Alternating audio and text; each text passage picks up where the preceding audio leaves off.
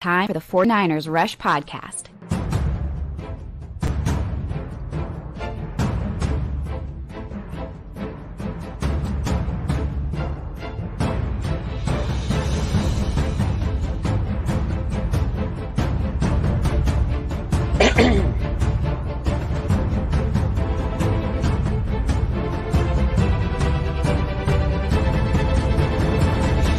And here's your host, John Chapman.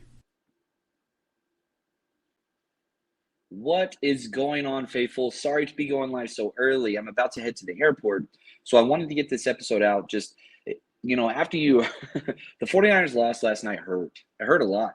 I kind of walked away from that game just with a bad taste in my mouth that just kept saying, like, golly, how in the world can the 49ers be the better team 3 out of 3 games and walk away 1-2? So what I wanted to do was just jump on, talk, go over some grades, go over some things that I think were kind of key to the 49ers loss and address the issue. What is wrong with the 49ers? It's absolutely ridiculous. What's up, Troy? And I'll say this, like, with sports in general, they have this ability to make everything seem like a complete loss and like, woe is me and this sucks and all those things. And that's what makes sports so great. But there were a lot of positives in the game. There were a lot of positives this weekend. Hanging out with Troy, getting to meet Navarro Bowman, setting up an opportunity for 200-plus people to meet one of their heroes. It was incredible. The relationships, all the connections that we made. And, we're just going to keep going. But, yeah, I see Benji in the chat just talking about how that loss took a lot out of you.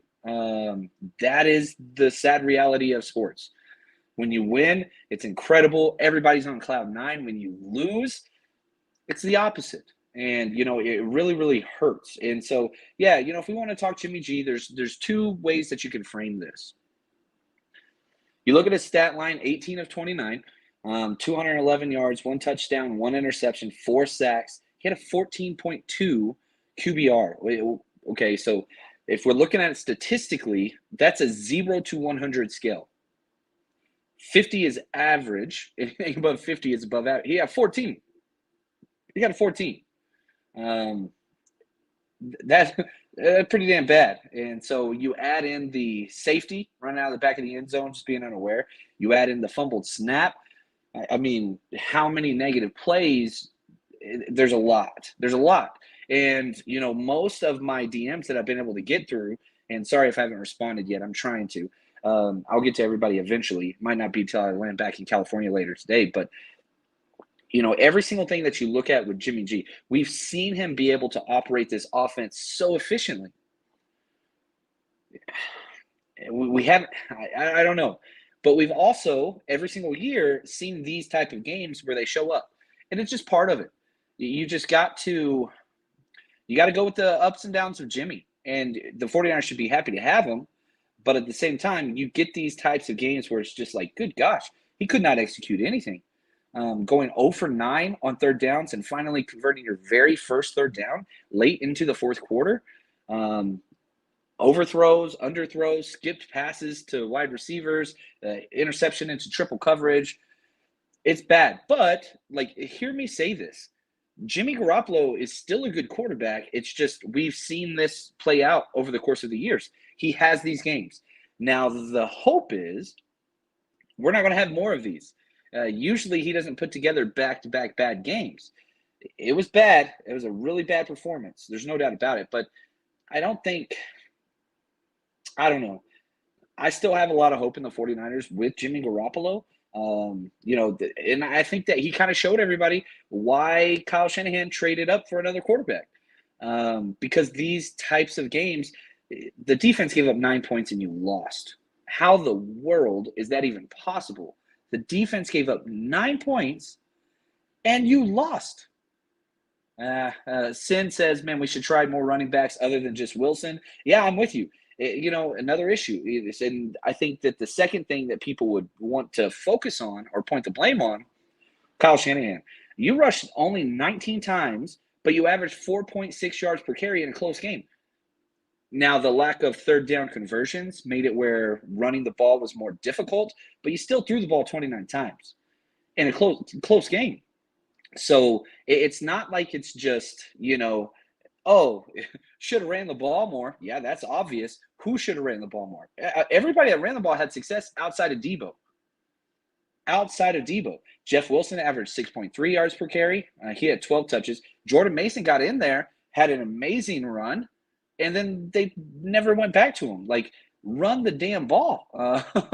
And so, yeah, I'm seeing Wilson, Lee. I appreciate that. He says Wilson, the only running back that's trusted in pass pro. That's fine, but you've got to coach those guys up to get to that point. You cannot just have two guys. And as soon as Debo was in the backfield, every single play, they just sent the house. Whenever we break down the film on Patreon, which I'm hoping it will be uploaded by the time I land in California, and I can go ahead and start breaking that down tonight. Again, we'll go through every single offensive, defensive, special team snap of every single game, and we're going to walk through, and we're going to look. We're going to be honest. Who did well, who didn't do well. Now, if we look at Pro Football Focus, they just released their numbers, and I think they tell a pretty damn good story, to be honest with you. The number one offensive player was Trent Williams, who went down with a high ankle sprain. How long he's going to be out? Probably going to be a little bit if it's a high ankle sprain. He had an 80.6 grade. He was incredible. Aaron Banks, 3 weeks in a row, all 3 weeks in a row, he's been top 5. He continues to ball. Brandon Ayuk, that's probably one of the key things that bothered me the most is the 2 drives that the 49ers offense looked good. Brandon Ayuk was involved. 0 catches after the first quarter. Brandon Ayuk looked different. Brandon Ayuk is so damn good. But whenever you completely go away from, certain players like Ayuk, sorry about that, I got to move my finger. I don't know. Why? I just don't get it. I just don't understand it. Now, when Trent went out, they brought in Jalen Moore for 7 snaps. He had a 28.6 grade. He had a 0 pass blocking grade. He was terrible. He was so terrible they benched him and brought in Colton McKivitz. I don't know why they didn't go McKivitz first. McKivitz played the last 11 snaps. He finished as the 4th highest player on offense. Colton McKivitz did great. Jalen Moore, that's got to go. Oh, what's up, Raven? Appreciate the gift, my friend. He says, I think we've been exposed with Jimmy as quarterback.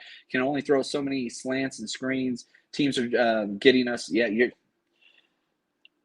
I will say this, and I want to pull this up because I want to be accurate with what I'm saying here.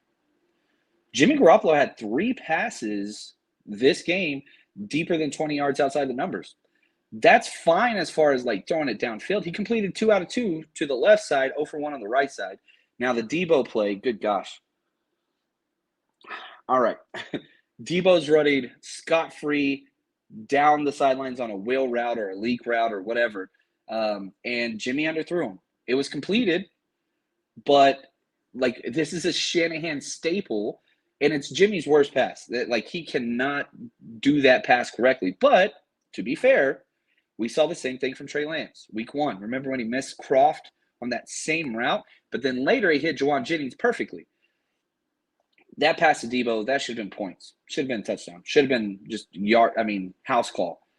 But it was so underthrown because, again, he just can't throw that. It's like a long jump shot. Like, it's just got such a freaking slow arc to it. Like, it reminds me a little bit of, like, Drew Brees.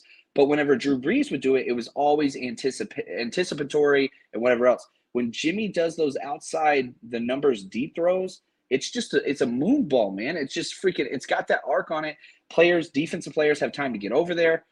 I mean, Debo literally had to stop, catch the ball, then try to go. By that time, defense caught up to it. And so, I don't know. I mean, Jimmy was bad everywhere. The defense, though, was all world, man. All world. Unbelievable. And, you saw Diamandor Lenore out there, who I thought played really, really well at slot. He took Samuel Womack's spot. Now, if you look at the best players on defense, Dre Greenlaw, good gosh. He had 7 tackles, Dre Greenlaw. He was the highest rated player that started. Samuel Womack got 2 snaps. He had a 97.8 grade on those 2 snaps. He was incredible on special teams. He had that awesome punt save. And really both teams. That was probably the best punting game I've ever seen in my life. It was unbelievable how good it was. Shout out to Mitch.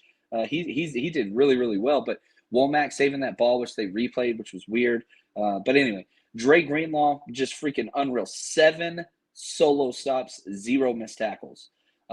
He did give up 4 catches, but for a total of 11 yards. Dre Greenlaw, I thought, was the best player on the field. He was unbelievable. The PFF grades, they reflect that as well. We'll have to see what the game tape does. And yeah, Keith, I'm with you. You're 1-2. It's not great. Is it time to panic? No. You win next week versus the Rams, you're in first place. You're in first place. So you got to win that game. How I feel about that game, we'll deal with that later in the week. But yeah, it's not panic time. Remember, last year we were 3-5 and still made it to the NFC Championship. And yeah, Keith, I see. He said it's been 5 seasons. Jimmy's Jimmy. We know what he is. We know what he isn't. And this is the other side of the coin. Whenever you look at like all of the national media and everybody's like, oh, 49ers are now like Super Bowl favorites and blah blah blah blah blah. And how quickly they forget. But all the other teams, like, it's not like teams distance themselves from the 49ers this week. This is not a divisional. This is not a conference game. It's not. And so, like, the 49ers' plans with the NFC West, all that's still intact. Real quick word from our sponsor.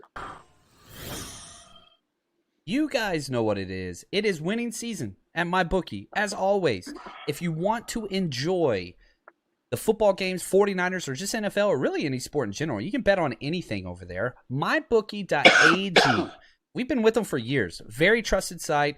Get your money in, get your money out easily. And on top of that, all season, double deposit bonus. Whenever you first deposit your money, let's say you deposit $250, you get $500 credited to your account if you just use our promo code 49ERS or scan this QR code right to the side of me if you're watching this on YouTube. And again, it just sets you up completely. MyBookie is incredible. Bet with us. We're on Patreon. We share our bets every single week, all season long. So join us, mybookie.ag, promo code 49ers. Bet anytime, anywhere with MyBookie.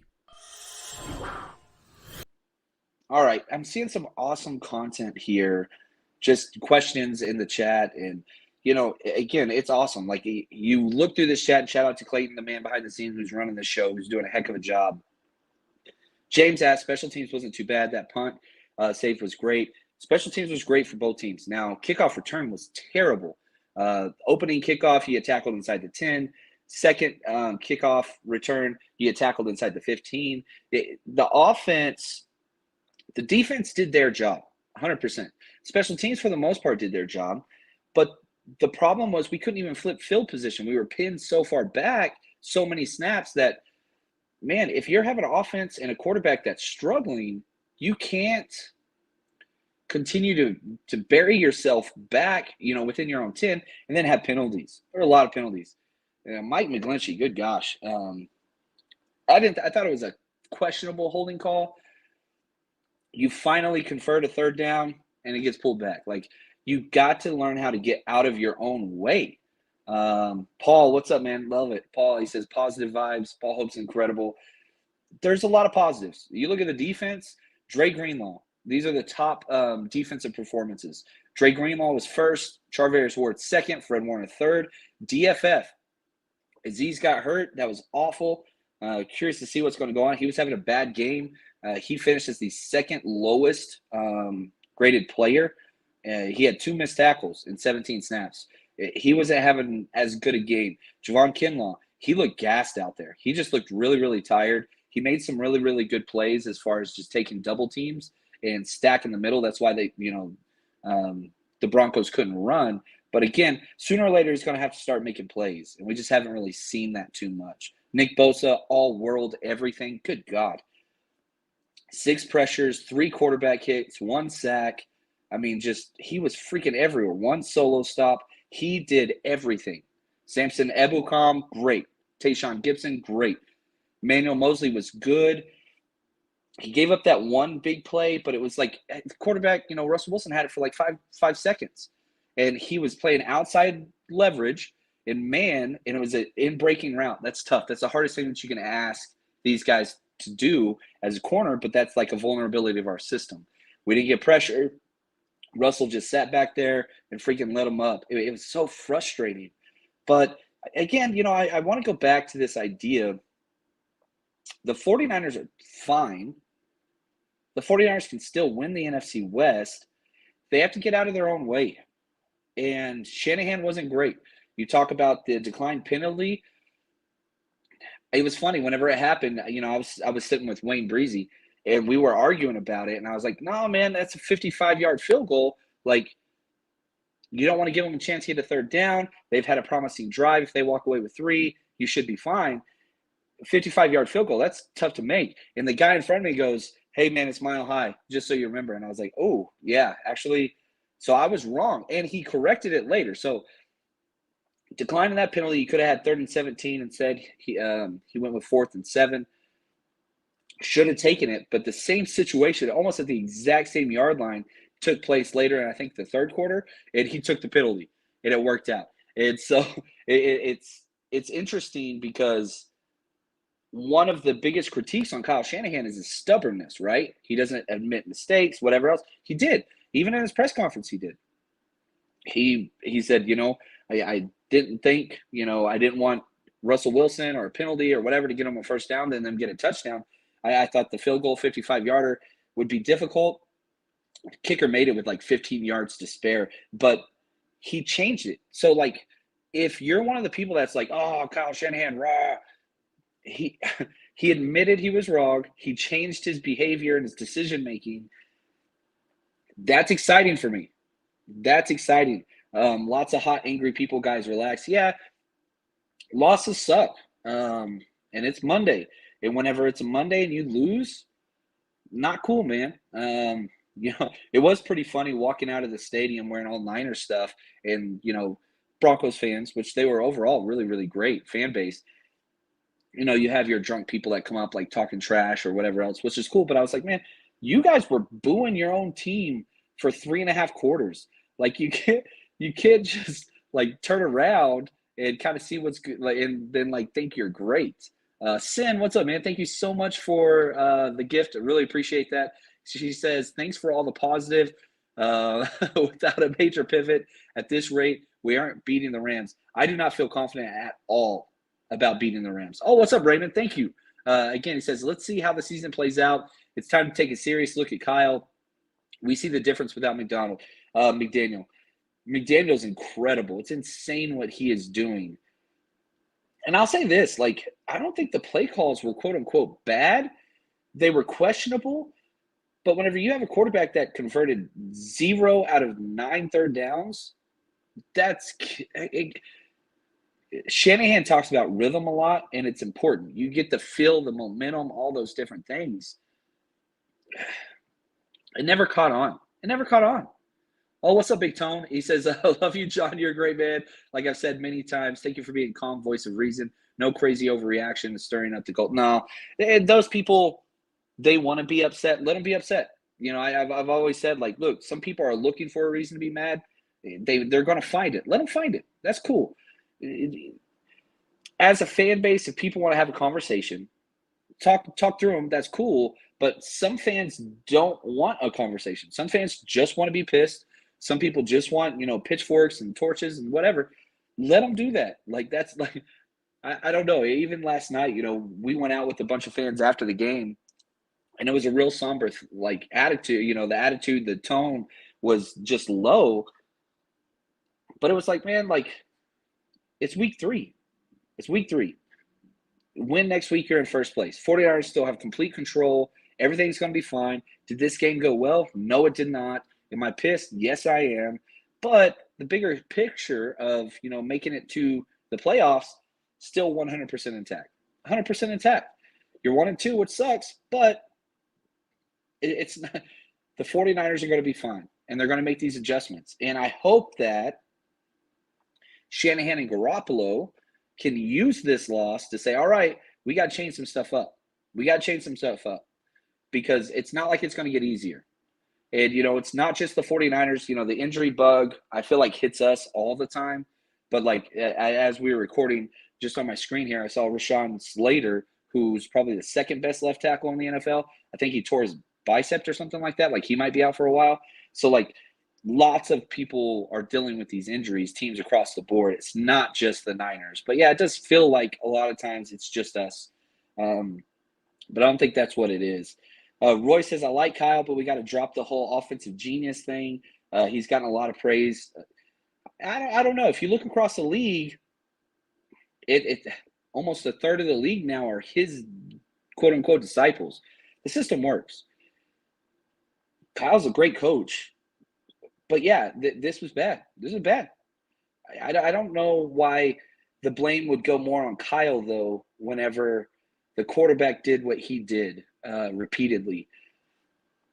But at the same time, I don't like doing the whole blame game. I don't like that at all. But it's on Kyle. It's on Jimmy. There's no doubt about it. And I think the idea of this game kind of verifies why the 49ers front office valued somebody like Trey Lance so much. Because even if the passing game's not working, whatever else, you have that extra gravy or whatever you want to call it that can come in the run game. Safety, interception, what the heck, calm reason or not, Jimmy Garoppolo is what we thought it's defense. I'm not ready to see Purdy yet. No, I don't think that's it at all. I think he needs time to develop. I don't think Purdy's ever going to be like the guy. I could be wrong, but this is good for him just being the number 2 for a while. But yeah, I'm not ready for the Purdy show. Jimmy can still win a lot of games. But anyway, I've got to get out of here. I got to go head to the airport and catch my flight back to California. We're going to be bringing you guys crazy, crazy content. So just kind of hang in there. We're going to be all right. We'll go through the film. What's the old axiom? The film's never as good or as bad as you think it is. So curious to see how that's going to come across, because right now I feel bad. I think we all do. And I'm hoping the 49ers can get this turned around. They're 1-2, but you take care of business against the Rams this week, which I don't feel very confident in right now. You're in first place. So thank you, Royce, he said, have a nice fight. Love you, John. Love you guys too. You are the absolute best. And until next time, man, stay strong, faithful.